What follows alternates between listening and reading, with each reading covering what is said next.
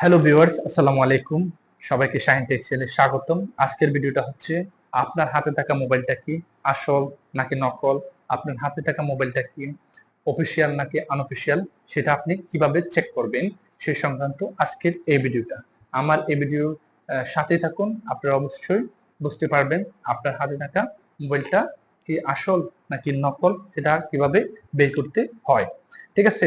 তো প্রথমত আপনাকে প্রথম স্টেপে আমি যেটা করব সেটা হচ্ছে আপনার প্রথমত ডায়াল অপশনে যেতে হবে। ডায়াল অপশনে গিয়ে স্টার হ্যাশ 06 আবার হ্যাশ দিয়ে ডায়াল করে দিবেন।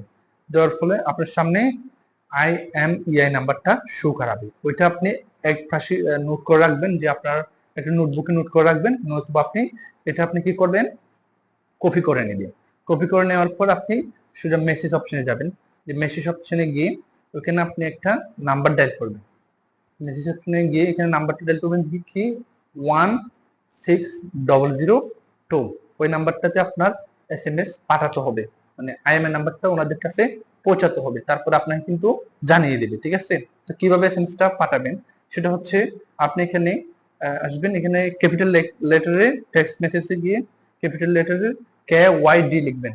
তারপরে ওই কপি করা IMEI নাম্বারটা এখানে বসাবেন। বসানোর পর এখানে SMS অপশনে ক্লিক করে সেন্ড করে দিবেন। এখানে কিন্তু ব্যালেন্স থাকতে হবে, মোবাইলের সিমে কিন্তু ব্যালেন্স থাকতে হবে। ঠিক আছে? এরপরে সেন্ড করে দিলে কিন্তু একটু পর আপনার সামনে একটা এরকম SMS চলে আসবে। ওই SMS এ কিন্তু জানিয়ে দেওয়া হবে যে আপনার এই মোবাইলটা কি সরকারি ডাটাবেজে নিবন্ধিত আছে কিনা। এরপর আপনি কি করবেন, সেকেন্ড আরেকটা IMEI নাম্বার আমি দেখাচ্ছি। তো কিভাবে আপনারা বুঝবেন যে ওইটা সরকারি ডাটাবেজে আছে কি নাই। তো আমি এখানে আরেকটা IMEI নাম্বার দিয়ে চেক করতেছি। দেখুন, এটা আমি সেন্ড করে দিলাম। এখানে ঠিক এরকম একটা SMS শো করাচ্ছে, যেখানে বলা হচ্ছে যে এই ডিভাইসটি সরকারি ডাটাবেজে পাওয়া যায় না। অর্থাৎ এটা হচ্ছে একদম আনঅফিসিয়াল। উপরেরটা হচ্ছে অফিসিয়াল আর নিচেরটা হচ্ছে আনঅফিসিয়াল।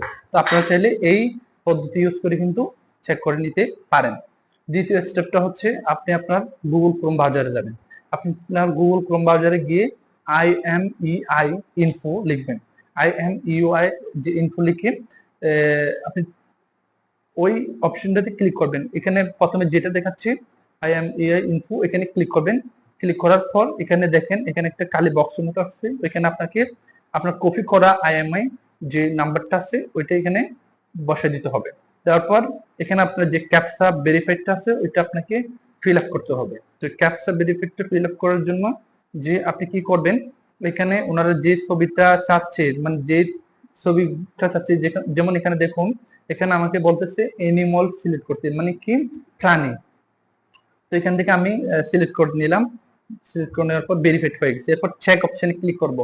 চেক অপশনে যদি ক্লিক করি তাহলে দেখেন এখানে আমার যে ডিভাইসটা আছে ওই ডিভাইসটার নামটা শো করাচ্ছে। দেখুন আপনারা, এখানে কিন্তু আমার ডিভাইসটার নামটা শো করাচ্ছে, অর্থাৎ আমার এই সেটটা কিন্তু অরিজিনাল।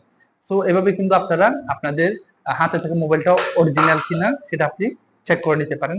ধন্যবাদ সবাইকে ভিডিওর সাথে থাকার জন্য।